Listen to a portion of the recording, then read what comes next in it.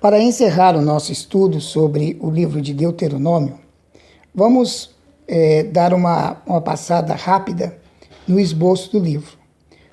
O livro é formado por 7 partes. Nós poderíamos dizer, que podemos dividir o livro em 7 partes. Na primeira parte do livro, nós temos o primeiro discurso, que é a revisão da história. Vai do capítulo 1, versículo 1, até o capítulo 4, versículo 43. E temos a seguinte divisão: a orientação de Deus de Horebe a Moabe, do capítulo 1, versículo 1, até o capítulo 3, versículo 29. A admoestação à nova geração para guardar a lei, capítulo 4, do versículo 1 ao 40. E a escolha das cidades refúgio na Transjordânia, capítulo 4, do versículo 41 ao 43. O segundo discurso vai tratar das leis para a vida de Israel, do capítulo 4, versículo 44, até o capítulo 11, versículo 32. Temos aqui os mandamentos básicos, do capítulo 4, versículo 44, até o 11, 32. São os mandamentos básicos, que podem ser divididos da seguinte maneira: as circunstâncias históricas, capítulo 4, versículo 44 a 49, o decálogo e o amor de Deus que devem ser ministrados à posteridade, no capítulo 5, 1 a 6, 25, e a firme obediência, capítulo 7, versículo 1 até o 11, 32. Na segunda divisão desse segundo tópico, do segundo discurso, nós vamos ter as instruções para o culto e para a santificação, que vai do capítulo 12, versículo 1, até o capítulo 16, versículo 22. Aqui nós temos o culto legítimo e a proteção contra a idolatria, capítulo 12, 1 a 13, 8. Dietas, sábados e festas, 14, 1 a 16, 22. Juízos, tratamento da transgressão de transgressões específicas, do capítulo 17, 1 a 26, 19.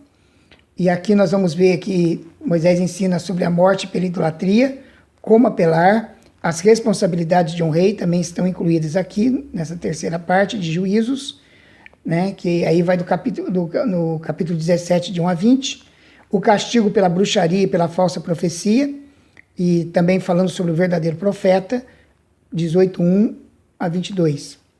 E as cidades refúgios para homicidas involuntários, as penalidades pela fraude e pelo perjúrio, capítulo 19, 1 a 21, e as regras para as batalhas e cercos, capítulo 20, versículos 1 a 20. O livro continua agora, ainda nesse segundo discurso de Moisés, tratando sobre o cuidado pelos mortos, esposas cativas, heranças e a disciplina da família, a remoção de um cadáver da forca, como deveria ser feito, no capítulo 21, de 1 a 23. As propriedades perdidas, proíbe-se o travesti, proíbe-se a mistura de sementes ou de diversos animais, capítulo 22, de 1 a 22. Temos também a lei do casamento, a castidade, cuidados corporais e limpeza, ainda no capítulo 22, 13, até o capítulo 24, versículo 5. As leis de justiça econômica e social, do capítulo 24, 6 a 25, 19, e leis de mordomia, de ofertas e de dízimos, capítulo 26, 1 a 19, terminando assim o segundo discurso, que trata das leis para a vida de Israel. O terceiro discurso é a advertência e proibição, a advertência e predição, vai do capítulo 27, 1 até o capítulo 30, versículo 20. E aqui nós temos 3 assuntos importantes. A lei deve ser lavrada e suas sanções citadas no Monte Ebal, orientação dada no capítulo 27, de 1 a 26, condições para a bênção e para o castigo da nação, capítulo 28, de 1 a 68, e os benefícios recebidos de Deus passados em revista, exortação à fidelidade, capítulo 29, 1 a 30, 20. A quarta parte do livro vai tratar da lei entregue aos líderes de Israel. Isso está no capítulo 30, versículo 1 a 30. A quinta parte é o Cântico de Moisés, a responsabilidade de Israel diante da aliança, capítulo 32, versículos 1 a 43. A quinta parte fala sobre a última recomendação e despedida, no capítulo 32, versículo 44, até o 33, versículo 29. Aqui nós temos a última exortação de Moisés, no capítulo 32, versículos 44 a 47.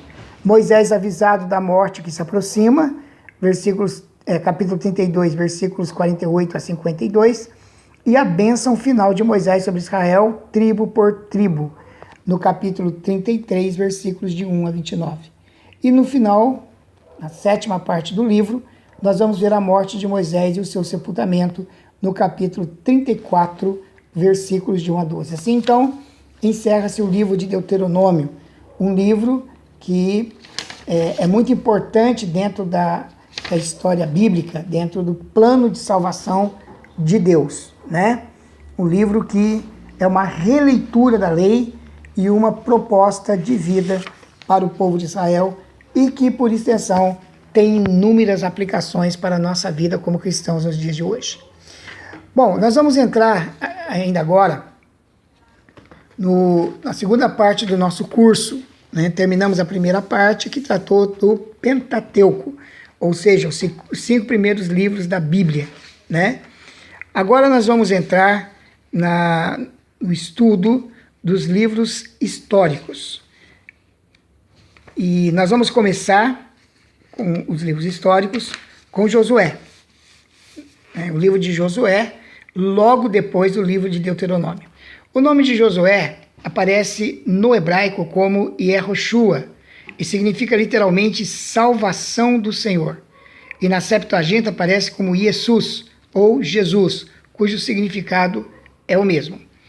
O livro fala do poder característico do povo de Deus para vencer o mundo e tomar posse da terra prometida. A autoria e a data do livro tem sido causa de grandes discussões, principalmente a questão da autoria deste livro. Para os teólogos liberais, Josué não teria sido o autor do livro que leva o seu nome. Sabemos que as narrativas do livro de Josué ocorrem em torno do seu nome.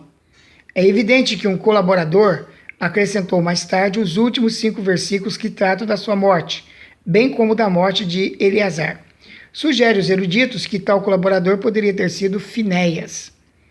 E quanto à data, admitindo que Josué tivesse a mesma idade de Calebe, tinha 40 anos quando saiu do Egito, isso está em Josué capítulo 14, versículo 7, e que o povo chegou 40 anos depois, então Josué assumiu o lugar de Moisés aos 80 anos, tendo falecido aos 110 anos. Sua liderança, neste caso, durou 30 anos. Você pode conferir isso no capítulo 24, versículo 29. Além disso, sabe-se que a conquista inicial da terra durou 5 anos. Nós vemos isso no capítulo 14, do versículo 7 até o versículo 10. Agora, quando nós olhamos para o texto de 1 Reis, capítulo 6, versículo 1, esse texto nos dá uma pista da data. Considerando-se que Salomão começou a construir o templo no ano 965 a.C., e que o texto indica ter acontecido de fato 480 anos após a saída do Egito, diminuindo-se os 40 anos passados no deserto, chega-se ao ano de 1375 a.C. Bom, o livro de Josué forma uma conexão entre o Pentateuco e os livros históricos. Josué, como substituto de Moisés, estava bem familiarizado com as leis, com o povo hebreu, seus costumes e ideais estabelecidos por Deus e executados por Moisés. Incumbido de substituir Moisés, Josué teme tendo que ser encorajado pelo próprio Deus, conforme nós vemos no capítulo 1, versículos 6 e 7. Josué acompanha uma sequência histórica com os 5 primeiros livros da Bíblia, formando com eles um 6º volume, razão porque muitos entendem que deveria fazer parte deste conjunto, que então não se chamaria de Penta, 5, mas Hexateuco, ou seja, um conjunto de 6 livros. O livro de Josué, na verdade, é um fiel relato histórico das promessas aguardadas pelo guardadas pelo povo de Deus. Sua conexão com o livro de Deuteronômio é perfeita. Nós vamos continuar no nosso próximo encontro falando sobre história literária, o valor histórico e religioso do livro e algumas peculiaridades do livro muito interessantes. Mas por hoje vamos ficar por aqui. Que Deus abençoe a sua vida, você que está caminhando conosco nesse curso intensivo de teologia.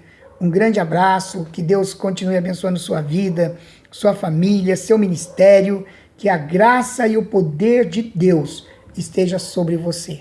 Em nome de Jesus. Amém.